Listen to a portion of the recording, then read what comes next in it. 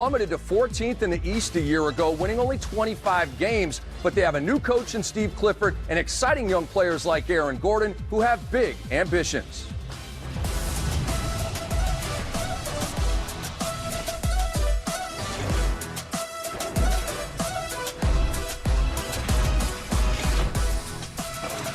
We're going to be tough every single game. You know, we're going to bring it every single game. There'll be no nights off. We're going to give no team no passes. And when they see that they have Orlando on the schedule, they know they're going to have a fight.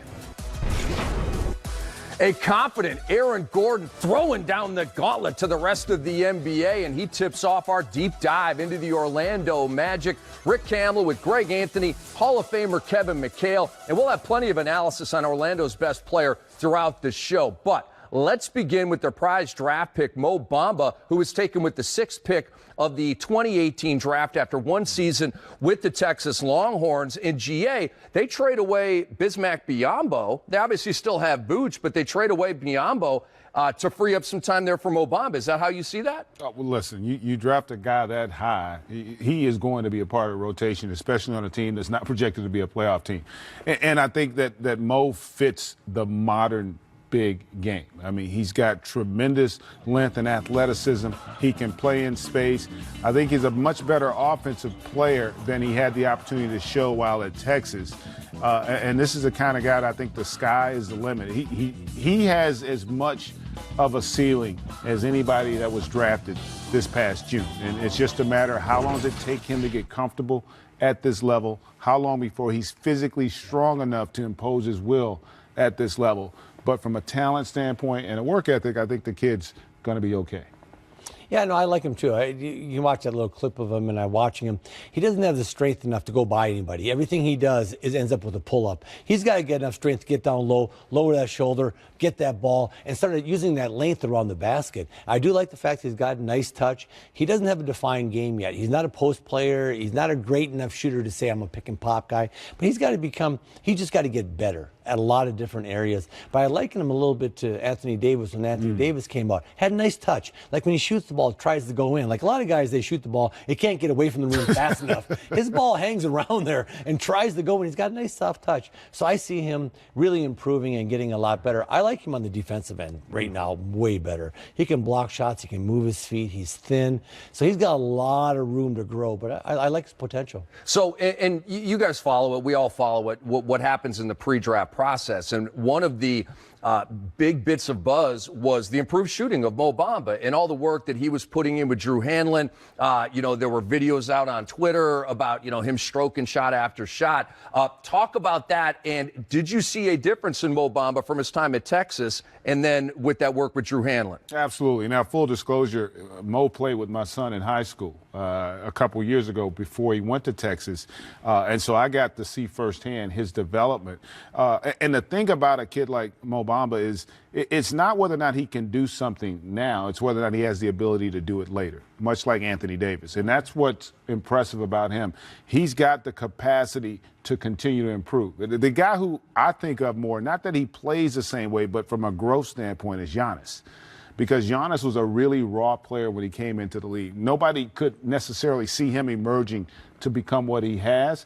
And I think on the front line, not that he's going to be a facilitator, but I think that Mo Bamba could develop that way on your front line because I think he can be a terrific shot blocker. I think he's going to be able to score with his back to the basket. But I think also he can consistently make a 15 to 17 footer. So I do think if I'm Orlando, I'm excited about the prospects with the improvement of Gordon. As well. I think their future for the first time in a long time, there's a reason to be optimistic if you're an Orlando Magic fan. Yeah, I agree. I think that, he's got to improve, but everybody's got to improve around him, too. Like you talked about Gordon. Gordon, to me, has got to become just a really consistent guy. He does the highlight film stuff. He goes up and he makes some dunks. He has 2 or 3 plays a game that you go, man.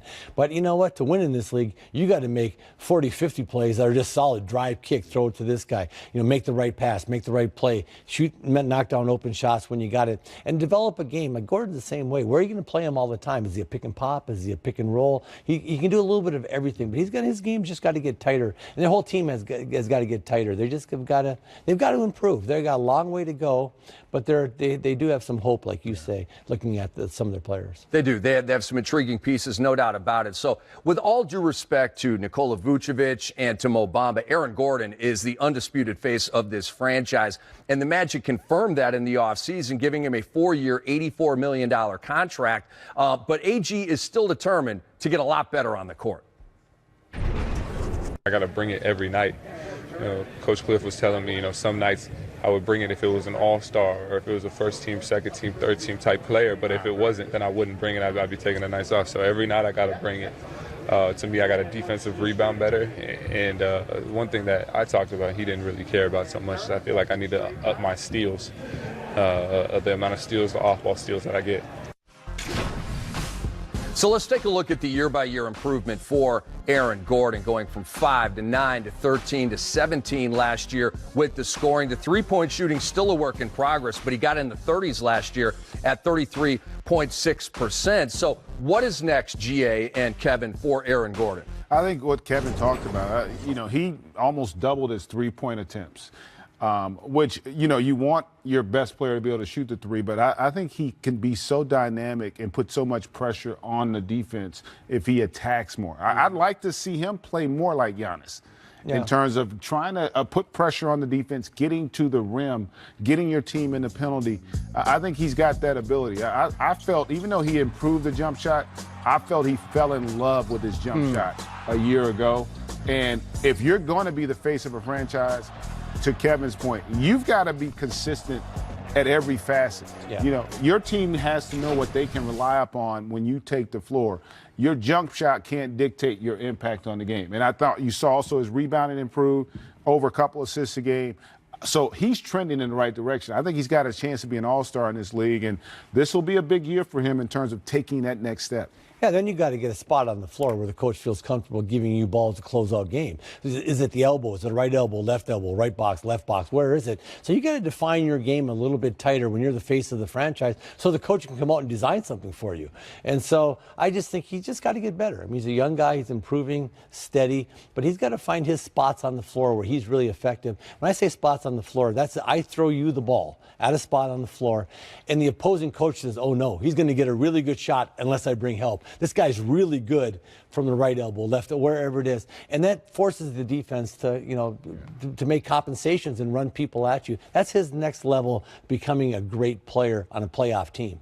And GA, to your point, 2 threes made last year on 5.9 attempts. That is a high volume for a guy who's slated to play power forward. But in 2 seasons as the Orlando head coach, Frank Vogel posted a 54-110 record. He was replaced by that man, Steve Clifford, who spent the past 5 seasons in Charlotte. It's a return engagement of sorts for Cliff, who served as an assistant under Stan Van Gundy in Orlando from 2007 to 2012, including their trip to the NBA Finals. Is Cliff the right coach to turn Orlando's fortunes around? I like the hire in part because I think he's going to help them improve defensively, which oftentimes with a really young team is the hardest thing for them to commit to. Young man, we didn't talk about Jonathan Isaacs, who's also, I thought, showed some flashes this summer. Didn't really have an impact the season ago, but I think he's ready to kind of help solidify that front line as well. They're going to have their struggles, but I do think they're going to be an improved basketball team. And listen, I think Clifford inherited a similar situation in Charlotte. Young team, unproven, got them in the postseason. I think you could see this team starting to trend in that direction this season. Yeah, I like the fact that their best player, Gordon, came out and said the coach challenged me to play hard all the time. I mean, that's the first thing you got to do. I mean, I hate like heck to see a player say that coach had to challenge me to play hard all the time. But it's also Clifford is addressing things head on, where it's like, hey, you got to play harder. You got to do this. You got to do that. I think he's going to be straightforward with the guys, get them to play hard every single night, get them to go out there and get after it. Offensively, sometimes with Steve, I watch his teams play, and I'm like, a little bit more creativity, maybe a little bit more push, a little bit more pace in the game, but I like him as a coach.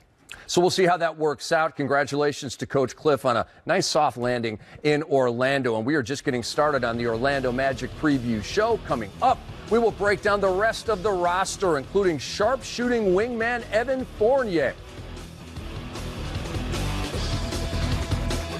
prolific young man, as you will find out now, because Ro Parrish caught up with Mo at Orlando's Media Day and asked him about joining a franchise with a history of famous big men.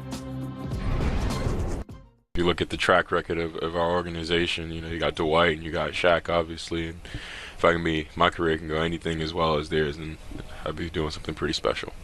So speaking of special, we know draft night was special for you. You've been able to be drafted into the NBA. You've got settled in Orlando. Now tell me how that whole process has been, and are you comfortable so far now that you're in a new city? Oh, absolutely. I've just kind of gained my grounds with the city and just kind of, you know, figured out where things were. And getting settled was actually pretty easy. Orlando hasn't made the playoffs in the last 6 seasons. What is it going to take for you guys to make that leap and get into the postseason? It's going to take a level of togetherness. You know, I haven't played an NBA game yet, but I know whenever a unit is all synced in mentally, it goes a long ways. So let's talk about wingspans for a second. We know that when you extend your arms, it's probably about 9 feet. We know the situation right now. You have Jonathan Isaacs down there with you. His wingspan is 7'10". So is it safe to say that you two have rim protection on lock in Orlando? I mean, we have the tools to be great rim protectors. It's just a matter of getting out there and doing it. So since Summer League, what are some of the things that you've worked on individually to improve your game going into your first season? Oh, I've gotten a ton of reps up in my jump shot, and you know, one of the things that I did to play in the NBA was improve the pace of my jump shot and my mechanics. Because a lot of it in pre-draft was just working on mechanics and just mastering, you know, what the perfect form for me looks like. And now it's just a matter of, you know, making it game speed so I can get my shot off over and in front of anyone. So how comfortable are you with Coach Clifford's system, and how much have you been able to get acclimated before training camp starts? Oh, we've had these optional workouts all September long, and you know, everyone's been in, and apparently it's a rarity in the NBA. But everyone's been in, everyone's been at it, and you know, it's just so we can gain our grounds before training camp even starts. We kind of hit the ground running. So now you're going to be a teammate of a movie star in Aaron Gordon. We saw him this summer make his film debut. How has it been like working with him? Oh, it's been awesome. You know, Aaron is a very supportive guy, but you know, he gets at it, and you kind of develop that same attitude from him, whether if it's in a weight room, whether if it's on a court, or wherever. So in order to win the Rookie of the Year, I need you to finish this sentence. Mo Bamba needs to do what to win Rookie of the Year? Have impact. If you look back at all of the guys who were Rookie of the Years, they had immediate impact in the league. And time will tell about Mo Bamba. Here is a look at our projected depth chart for the Magic. They added point guard Jaren Grant in a 3-team trade during the offseason.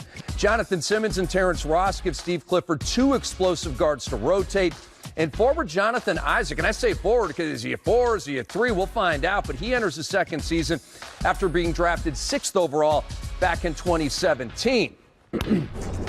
Rick Kamla, Greg Anthony, and Kevin McHale. And Mac, in our previous segment, you talked about the importance of Aaron Gordon finding his sweet spots on the floor and what Steve Clifford can do as the head coach to help him find those. Well, you're a coach, you're a GM, you're a Hall of Famer. Let's tap into your brain. Where do you think could and should be his sweet spots on the floor? He's a combo guy to me. He's a combo 3-4. So he's going to play against smaller guys. He's going to play against bigger guys. But everything works in the same areas. He should be a guy. I'm not sure, like I said, you got to work with him. Is it right elbow? Is it left elbow? But he's got to be a guy that can get the ball one dribble away from his sweet spot, one dribble away from getting a great shot. I don't like him out at the 3-point line or where you're in 2 and 3 dribbles away. It's got to be like if Greg's guarding me and we run a little high post stuff here. I got to be able to get the ball, rip hard, get that ball out in front of me hard, end up in here, and then going up for a shot, one dribble away, finishing at the rim. And in here, I'd like to see him be a one dribble attack guy. Because against smaller guys, you one dribble attack, they move their feet, you shoot over the top of them, you're bigger.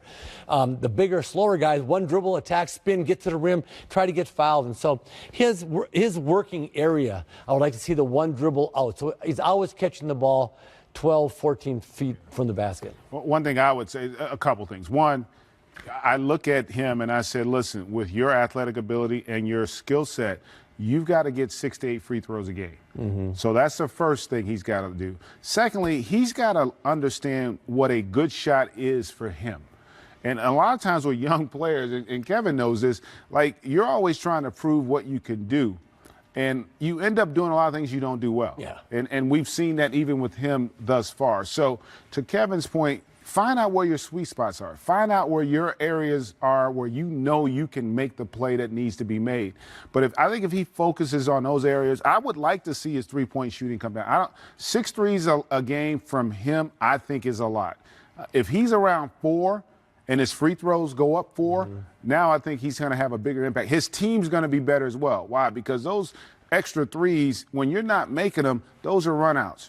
All right, when you get those extra free throws, we get to set our defense, right? Like those are important elements to his development as a player, understanding if he's going to be their leading scorer, his shot selection is going to be critical. It's going to be really important, and his ability to get to the stripe and help get his team in the penalty. So those are things, if I'm Steve Clifford and that coaching staff, when we went and watched and broke down film, I bet you 30% of his shots were shots he probably shouldn't have taken. And so he's got to learn that aspect in terms of growing. And when you're in the penalty, the easiest way to get to the line is hard driving because you can't put a hand on anybody anymore. So you get the ball up here in these areas and you reverse pivot and I come at you hard, you can get to the line in the penalty without ever shooting the ball. This is, you go by me, I hand check you, it's 2 free throws. He's got to get a lot more of that. So he's got to get those points that come easier for him. Everything can't be a struggle for the young fella. Mo Bamba, 6'10" wingspan. We know what that's going to do for rim. 7'10" wingspan. Yeah. Pardon me. We know what that's going to do for rim protection. But what other areas of his game can that help?